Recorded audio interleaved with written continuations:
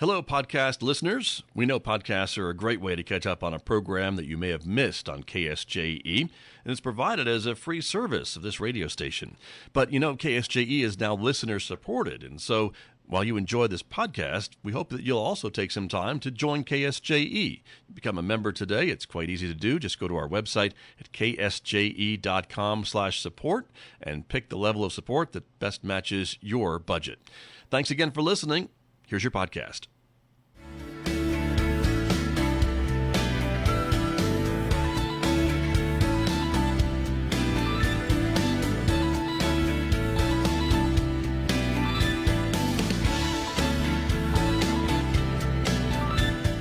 10 minutes past 8 o'clock. It is Thursday morning, the 5th day of February, 2026. Good morning, everybody. I'm Scott Michlin. Thanks for tuning in to KSJE 90.9 FM over the air right here in San Juan County, New Mexico. In Durango, Colorado, we broadcast at 103.3 FM. And if you're in either of those two places or anywhere else and want to listen in, you can always go to our website to do that, ksje.com, or listen through the new KSJE radio app. It's also great to have our viewers with us this morning. The video of this program is streaming out live right now to the KSJE Facebook page and also to our YouTube channel. So welcome aboard, everyone. So glad that you are with us this morning, because coming up, we have a busy Thursday morning in store. Our first guest here on the program, archaeologist Paul Reed, will be joining us with an update about some of those prehistoric footprints that have been discovered in New Mexico. Some interesting new news about that. So we'll be talking about that in the next few moments right here on KSJE this morning. And then later on this hour, we'll be checking in with our friends from Theater Ensemble Arts. TEA will be here to talk about their first theater production of the new year, 2026. So stay tuned for details about that coming up at 8:50 a.m. on KSJE this morning. Of course, next hour, Mick Hess will make his way into the studio, Roving with the Arts, our weekday classical music program, starting up after the news at 9:06. You can also connect with KSJE on some other forms of social media, if that's your thing. Check us out on Instagram or Blue Sky or X, in addition to Facebook and YouTube. And of course, we publish podcasts almost every day. You can subscribe and get notified when there's a new podcast to listen to. They're available wherever you listen to podcasts, so check it out as well. Or even better, download the new KSJE radio app. You'll have direct access to our podcast. You can listen live and do much, much more. It's available now at the App Store and on Google Play. Outside our studios here at San Juan College this morning, it is a partly sunny morning today. We are expecting sunshine with a high of 56 degrees in Farmington. Clear skies overnight with a low of 28 degrees. Partly sunny skies tomorrow and on Saturday with highs each day near 59. Sunshine and 58 by Sunday, 59 with sunshine on Monday. We're keeping an eye on what may be a storm system moving in Wednesday night into Thursday of next week. And Wednesday, maybe a chance of some rain or snow showers. We could sure use some. So we'll see if that develops next Tuesday night on into Wednesday, and we'll keep an eye on that for you. I'll be back with my guest, archaeologist Paul Reed, right after this on KSJE. In a medical emergency, stroke, heart attack, trauma, every minute matters. The decisions made in those first moments can change everything.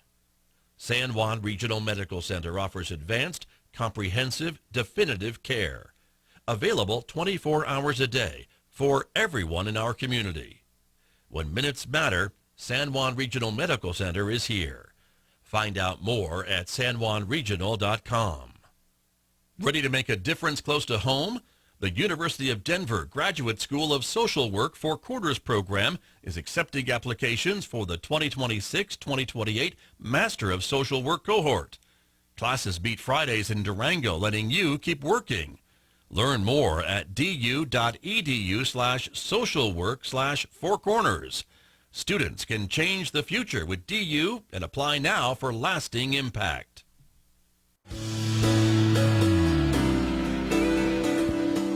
Now back to Studio A and the award-winning Scott Michlin morning program on KSJE.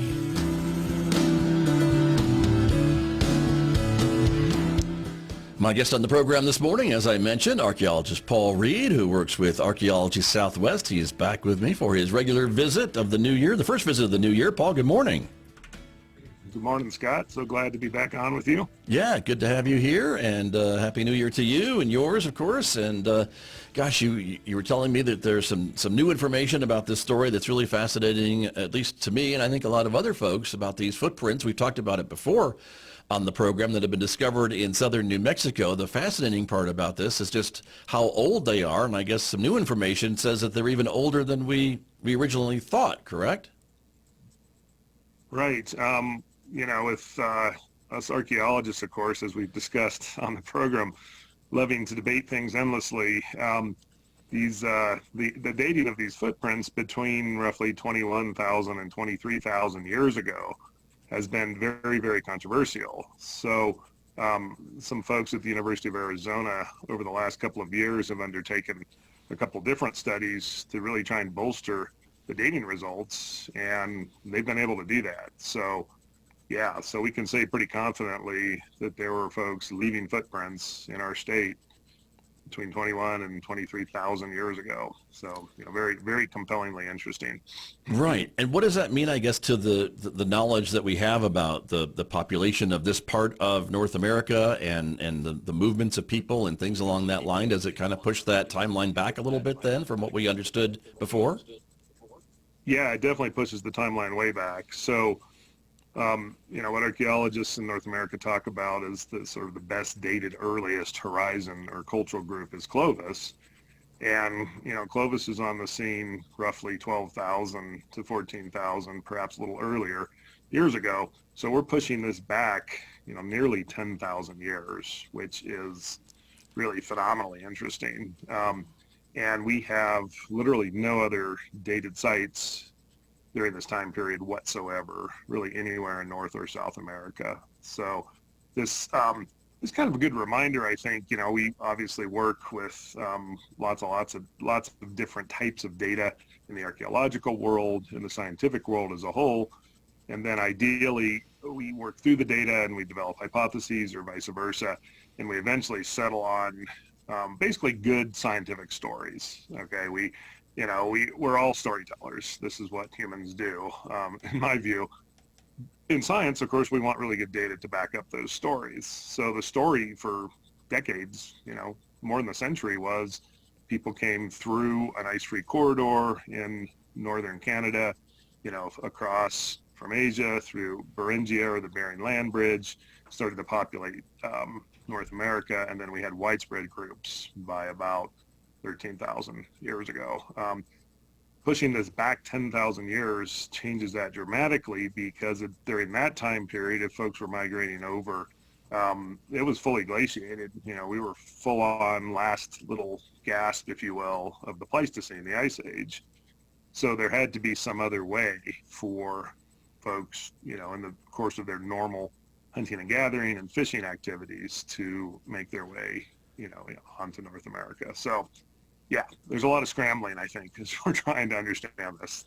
Interesting. Yeah. And so what's the new theory? Is there a new theory then on this this population of humans or pre-humans that now have left these footprints then? I mean, they're thinking they're still coming from that same area, or we're not sure.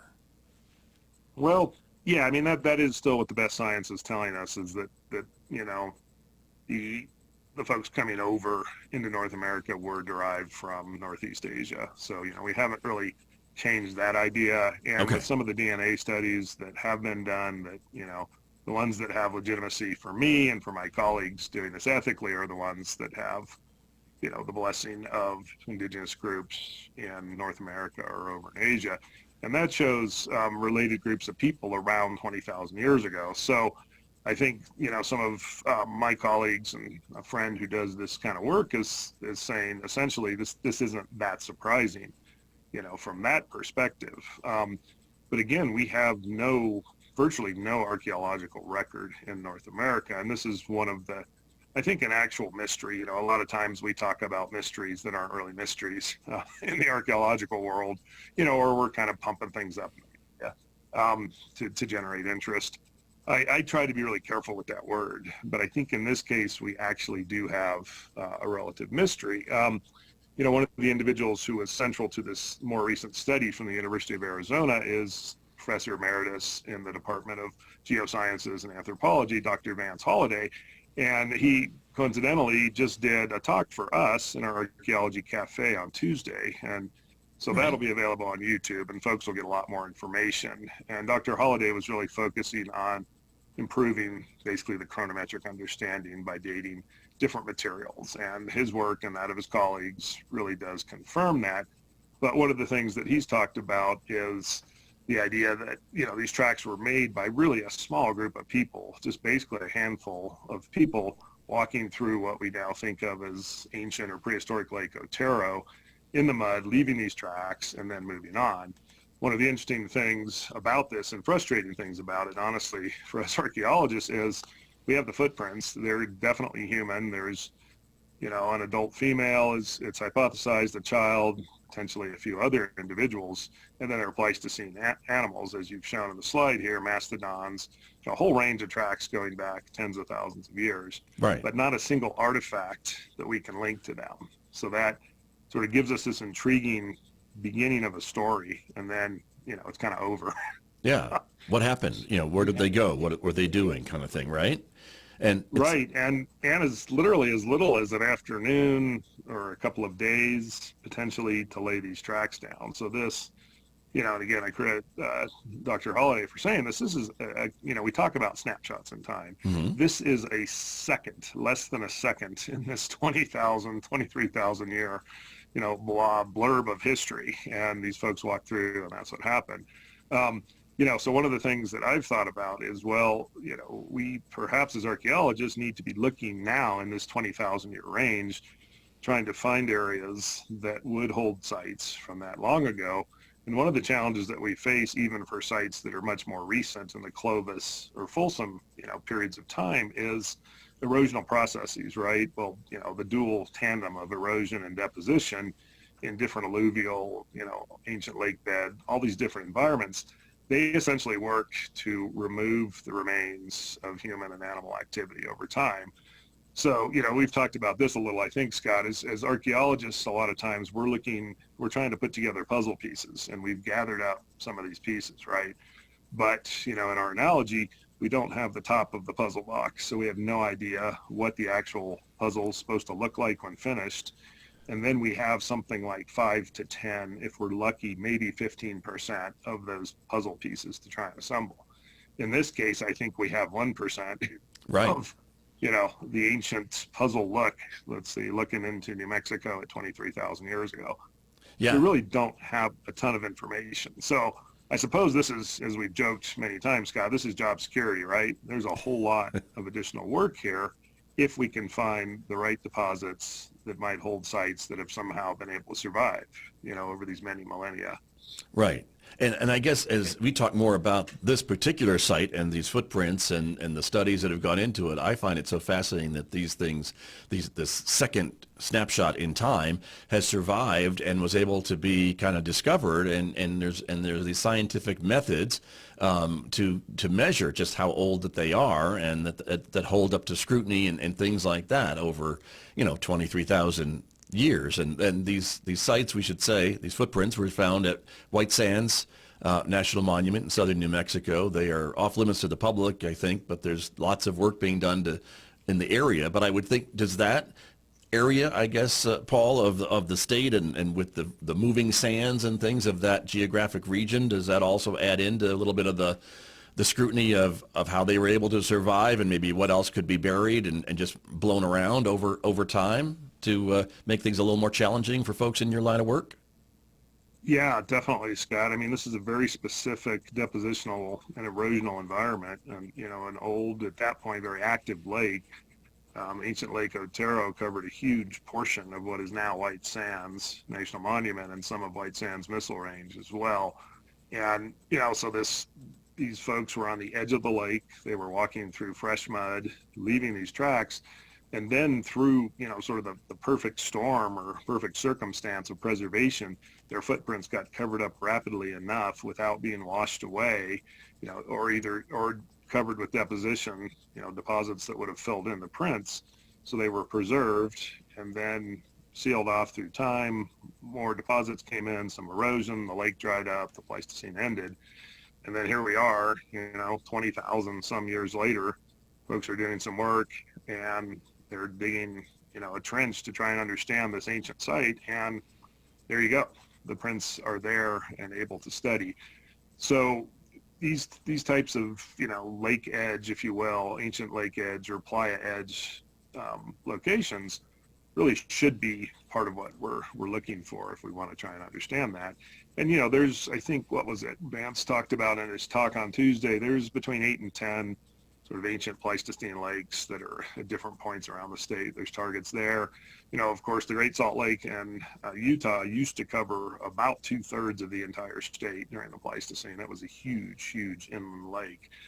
So there's opportunities there in Utah and certainly, other places in the West to try to find deposits of the right age is basically what we're talking about. Sure. And I guess, too, that could hold true in our area, too, closer to Farmington, where we know we had this inland sea at some point in history. Now, it may not be the same timeline, right? I may be confusing my history. Yeah, in that case, that's much older. Ago. Yeah, that's way so older. That gets us back, into the age of dinosaurs when the continents were, either in Pangea, a single one, or a couple, as the continents started to break apart and quite a bit further south. Right. So yeah, we need these Pleistocene era lakes roughly 20,000 years ago. And, those deposits exist, but of course, we have to go through the process of finding the funding and trying to sort out what's there.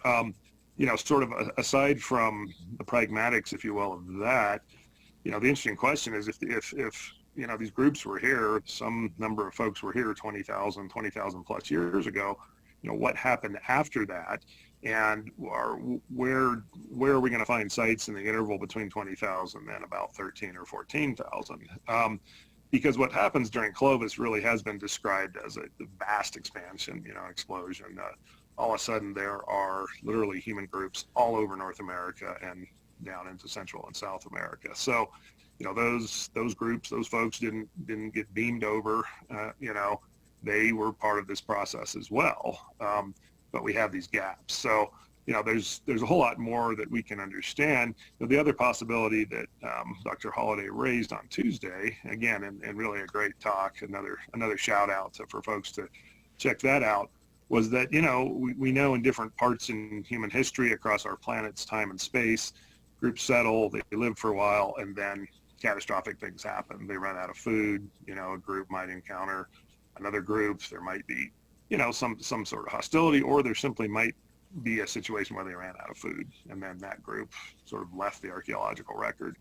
So I think at different points, we definitely have good indications that human groups literally just did not leave descendants into the succeeding generations. So, in fact, I think it was a while back when I was taking demography, back in the dark ages, Scott, like when were we in school? Was it the 1980s, the 1880s?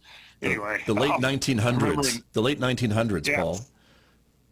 Yeah. In a demography class that I took, which of course is focused on population, both present and past, they were saying that even everyone living today, only about a quarter of us will have descendants in 3 to 4 generations. So, it's pretty remarkable as we think of those of us who are here now, looking back into our ancestral past. And, all of our ancestors, of course, contributed their DNA to us. But looking ahead, that timeline shrinks a lot. So that, I think, is kind of an important lesson to keep in mind as well, that, we're all humans, and especially in the past, we're experimenting, we're encountering landscapes, we're making our way, with the tools that we have to survive. But the survival really is not guaranteed, for every one of these groups. Sure. Well, and again, you talk about these groups that, would be living in a certain area and then leave for whatever reason, whether it was, climate related or hostility related or whatever. And that kind of reminds me of the stories right here in Northwest New Mexico, right? About, why we have sites like Aztec and Chaco and Salmon ruins, about those peoples that lived here for a while, were very successful and seemed to have a very strong civilization and culture. And then all of a sudden, other forces external forces kind of decided that they had to go somewhere else. And you and I talked about that time and time again on this program, but that seems to be a recurring theme, I guess, right, when it comes to human population and population groups. And so it sounds like maybe this could be part of this even so long ago, this 25,000 years ago. Right, exactly. I mean, one of the themes certainly in human history, anywhere we want to look at it, is migration and movement of populations through different areas. Right. You know, and if we're going way back in time, of course, these folks were hunting and gathering. You know, we don't have any indications of agriculture until much, much, much later. So they're following resources. They're going to the places where the plants are going to be available. You know, they're hunting different big game, presumably, during this interval. Right. And, you know, as folks have tried to reconstruct these ancient lifeways, you know, what we've found, also drawing on more recent studies, is that people move a great distance, you know, from our perspective, you know, looking back in time without modern transportation and communication, we still have people covering, you know, hundreds of square kilometers or miles during the course of a year or two. So it may be that a group of people came to ancient Lake Otero to take advantage of, you know, the lake resources, waterfowl, you know, reptiles, fish, etc., and or plants growing there. They were there for a very brief period of time, perhaps, you know, a couple of days, a week, a month, and then they left on a long trek that may have even taken them outside of the boundaries of modern New Mexico. So Right. that's the other thing to think about. And, you know, the other issue during this time, of course, since we don't have any other sites during this period, is population density was probably relatively low. So folks in the area probably had access to all of the resources they wanted to access, even though they may have had to travel, you know, to Sure. get to those resources. So, you know, a very different landscape than the one we're used to. I mean, even with our state's relatively low population density, you know, 20,000 years ago, we're talking about all the space you wanted. Yeah. Right. You know, if you love the outdoors, right? So That's been that way for eons, I guess, is what you're saying, Paul Reed, for sure. And again, these people, these hunters and gatherers, they weren't forming really villages, and they weren't staying anywhere for a long period of time, as you mentioned, right? They were on the move a lot, right? They were following that food source or whatever. And so that would make sense that maybe if they were stopped somewhere, it was only for a day or two before they kept moving along to find the next batch of food or shelter or whatever it was. Isn't that kind of how things worked in this era? yeah, definitely. I mean, we talk about a highly mobile lifestyle.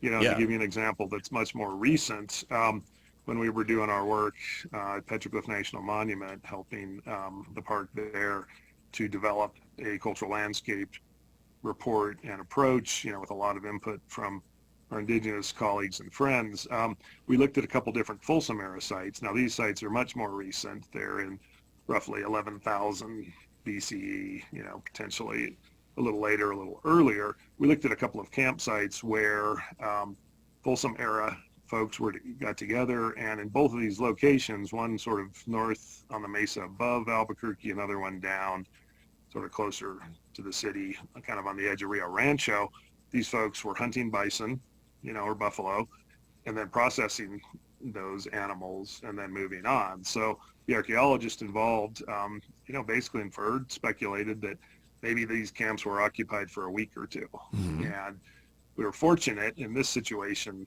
those situations, to have enough preservation to have the artifacts in place. They also found horn cores from the bison, so that was a definite confirmation that these were indeed, you know, ancient bison. We basically in the past had these giant bison that are called bison antiguos, which were double the size of sort of the bison that were, you know, we still have in the world, and which, you know, were famous in the very recent past on the plains. Right. So they were hunting these creatures, but not spending a tremendous amount of time in these locations and then moving on to what was next. So this, again, I think reinforces, at least for me and hopefully for our listeners, the idea that these are different little snapshots in time. And we have these windows that appear in the form of, you know, archaeological places, you know, what our indigenous colleagues would describe certainly in many cases as sacred sites. If we're able to do some work and understand those with respectfully, then we get a glimpse into that snapshot in time. But then basically the folks continue their story, and, you know, we're not necessarily able to pick up the next piece of that journey. So if we think about the White Sands footprints, then we have, again, this very, very tiny, short snapshot in time. And of course, you know, in the fascinating world we live in, we have many, many more questions than we have answers. True. Well, and a lot of folks that are maybe looking at this and scrutinizing it and kind of saying prove it, and more scientific studies about proving it, which is what was presented, I guess, just very recently, right, about the dates of these footprints that push the timeline back, as we said at the beginning of the program today. There's another fascinating part about this story, too, I think that I just wanted to point out, and again, the White Sands National Monument website shows a lot of this and interprets a lot of this too. But, you know, we mentioned that the footprints were, I think the major one is a female, they think, and then there was maybe a smaller child maybe that was also noticed, footprints of a child, but not all the time. And they theorize that maybe the female was carrying the child at some points along this path and things like that. Is that also part of that interpretation, Paul? Yeah, and that really connects us, right, yeah, right, to peoples of the past, because, you know, my young men are now all old men, right, from their mid-20s into their early 30s. But when you're carrying kids and you're out doing things, you're trying to get them to walk, getting them to, you know, get their own legs under them. But then they get tired, so you pick them up. So, yeah, I think that's a very touching and direct human connection for us, you know, sitting here in our very comfortable homes and offices in 2026 to connect to people in the very remote past. And really the thing that I'm always brought back to, and this is one of the reasons that I've found archaeology and anthropology so compelling, is, you know, all of us humans are connected across time and space. And, you know, we may have lots and lots of layers of technology now that, you know, our ancient forebears didn't have, but we are still, all of us, human. The things that make us human connect us, you know, in this long continuum. Very true. And that's an amazing part of the story, and an amazing part of this little, you know, microscopic snapshot of time that is preserved all these years later, and that we and you and your colleagues are able to study and try to interpret that story. But really fascinating, Paul, and it's an amazing field that you are working in, and I'm always so grateful that you take some time to share it with the rest of us. So once again, this new study about these ancient human footprints in New Mexico, again, the timeline gets pushed back even more than we thought, and adds to New Mexico's place in history. And I guess that means there's more out there to be found, and that is job security, isn't it? That's right. And, you know, I think what I'm sort of most interested in too is, you know, this discovery was put through sort of scientific study and inquiry and some skepticism, and it's held up.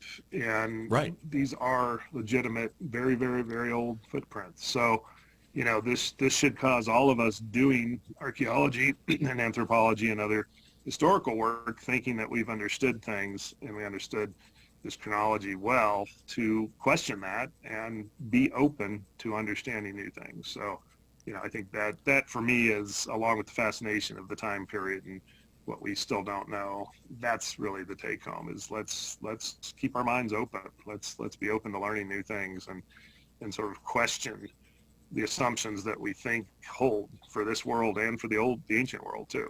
Very true. Follow the science, as I've heard before. I guess that holds true, right? Right.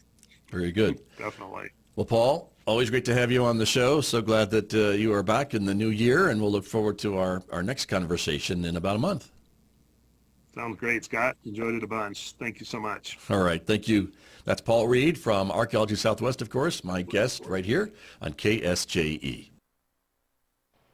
Did you enjoy that podcast? We hope that you did. And if you did, share it with your friends.